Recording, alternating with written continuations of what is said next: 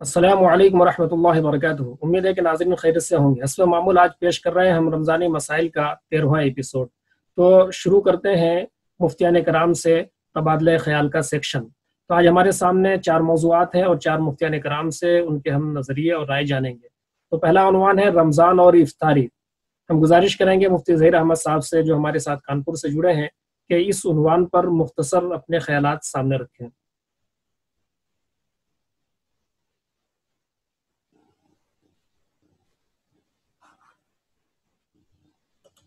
मुबारक का, लेकिन इफरात व तफरीत नहीं होना चाहिए। असल में इफ्तारी के 2 पहलू हैं। एक ये है कि खुद इफ्तार करना और दूसरा है कि इफ्तार कराना।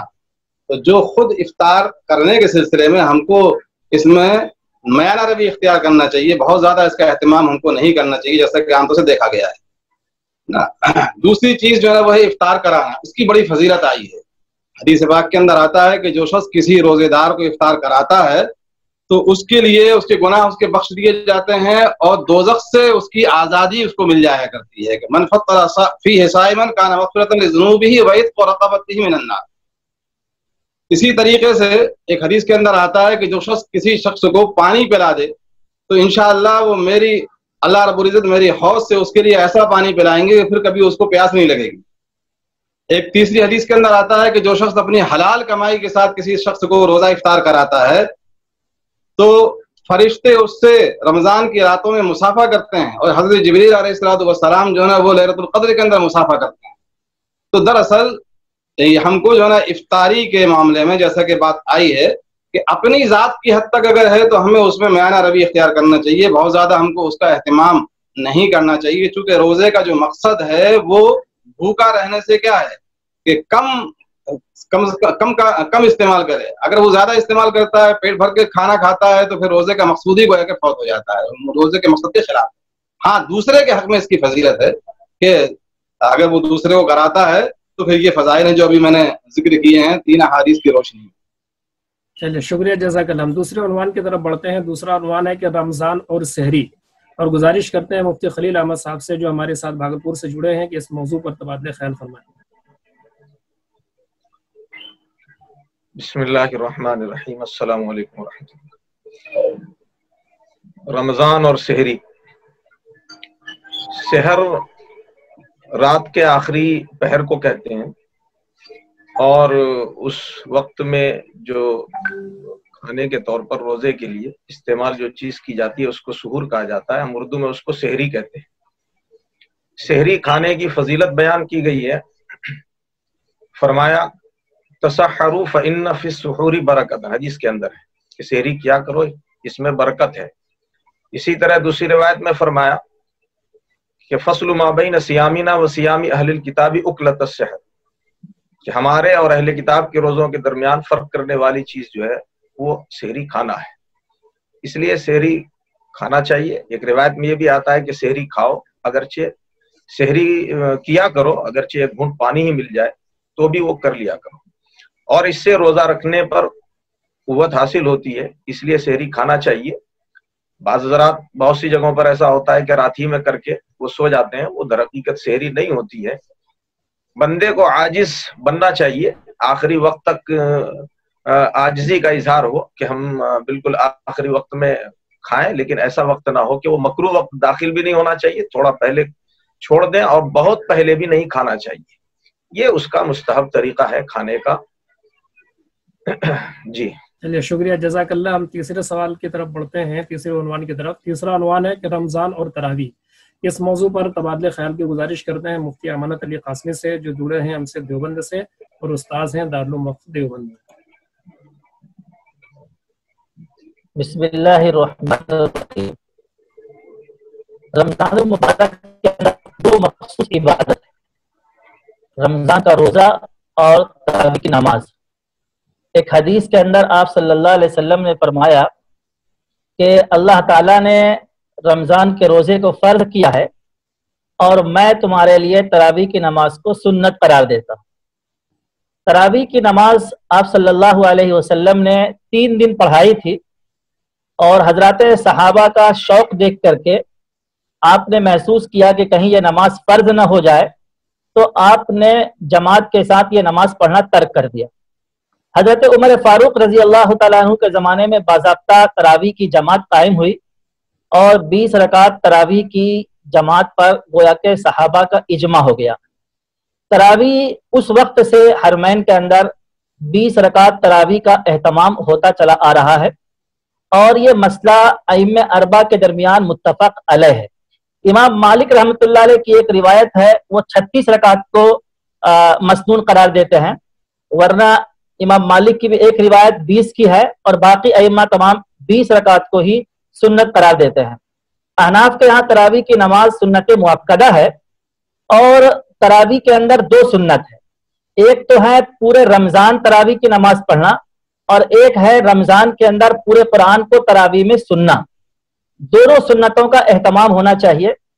कुरान से रमजान को खास मुनासिबत है। इस मुनासिबत से भी हजरत थानवी रहमतुल्लाह अलैह ने लिखा है कि तरावी का बहुत ज्यादा एहतमाम होना चाहिए।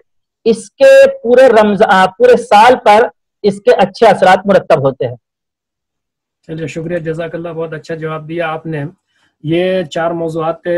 एक और मौजू है हमारे सामने कि रमज़ान के फ़ज़ाइल। इस मौजू पर तबादले ख्याल करने के लिए हम गुजारिश करेंगे मुफ्ती निज़ाम साहब से, तो इस मौजू पर अपना ख्याल रखें।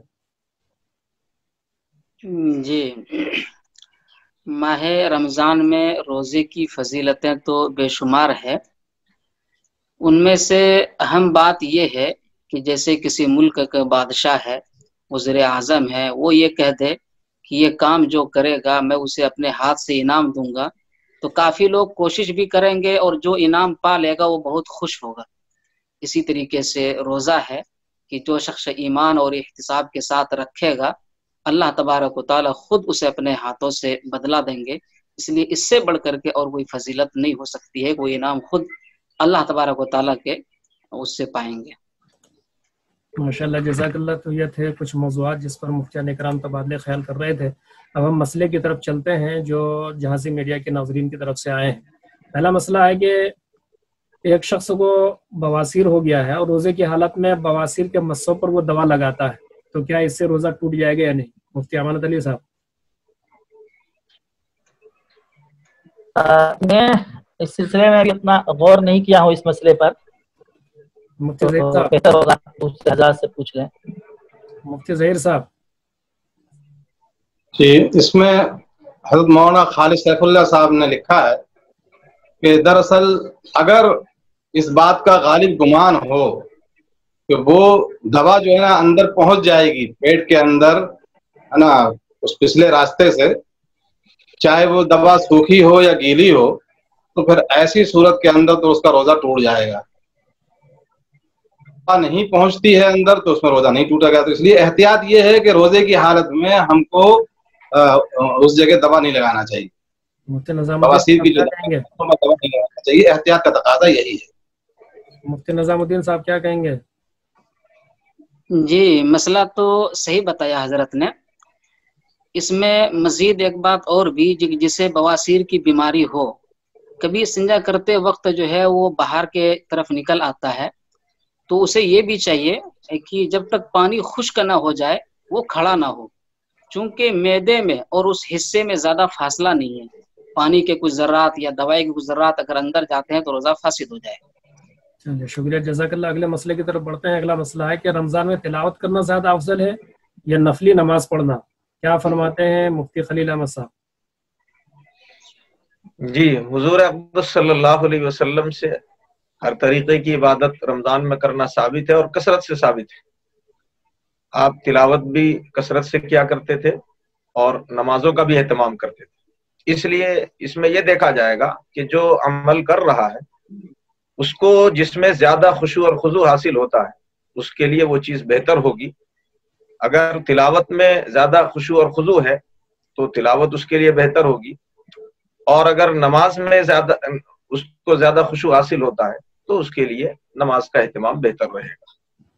तीसरा सवाल है हमारे सामने कि सोशल मीडिया पर दीनी बातों पर मुश्तमल वीडियो बनाना, मदामीन लिखना और कूट बनाना, ये सवाब का काम है या इसमें कुछ भी नहीं मिलेगा इसे करने वालों को? क्या फरमाते हैं मुफ्ती ज़हीर अहमद साहब? नहीं, जाहिर है कि सोशल मीडिया पर اگر ہم اچھی چیزیں ڈالتے ہیں تو اس کا ثواب ملے گا، اور اگر ہم جو ہے غلط چیزیں ڈالتے ہیں تو گناہ ہوگا۔ سوشل میڈیا تو صرف ایک ذریعہ ہے، جس طریقے سے ہم اچھے مضامین کی کتاب لکھیں گے تو ثواب ملے گا، اور اگر ہم غلط کتاب لکھیں گے تو جس کو جو پڑھے گا، جو اس سے متاثر ہوگا، تو وہ اس کے گنہگار ہوگا۔ تو سوشل میڈیا بذات خود ایسی کوئی چیز ہے۔ دیکھیے اصول فقہ میں ایک قاعدہ ہے الامور بمقاصدها، کہ ہر کام کا جو مقصد ہوتا ہے اس کے حساب سے اس کے حکم ہوتا ہے۔ ظاہر سی بات ہے کہ سوشل میڈیا پر اگر کوئی دینی پروگرام، دینی کتابیں، دینی مضامین لکھ رہا ہے اور اس کا مقصد ہے کہ لوگوں تک کی باتیں پہنچے، تو میں سمجھتا ہوں کہ یقیناً اس کو ثواب ملے گا، ثواب ملے گا۔ چلیے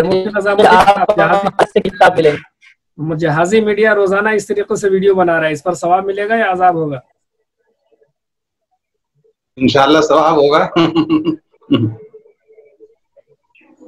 چلیے ہم اگلے سوال کی طرف بڑھتے ہیں۔ اگلا ہمارا چوتھا سوال ہے کہ روزے کو قضا سے محفوظ رکھنے کے لیے مانع حیض گولی استعمال کا حکم، اور ایام عدت میں حیض کے رکے رہنے پر رکھے ہوئے روزے کا کیا حکم ہے؟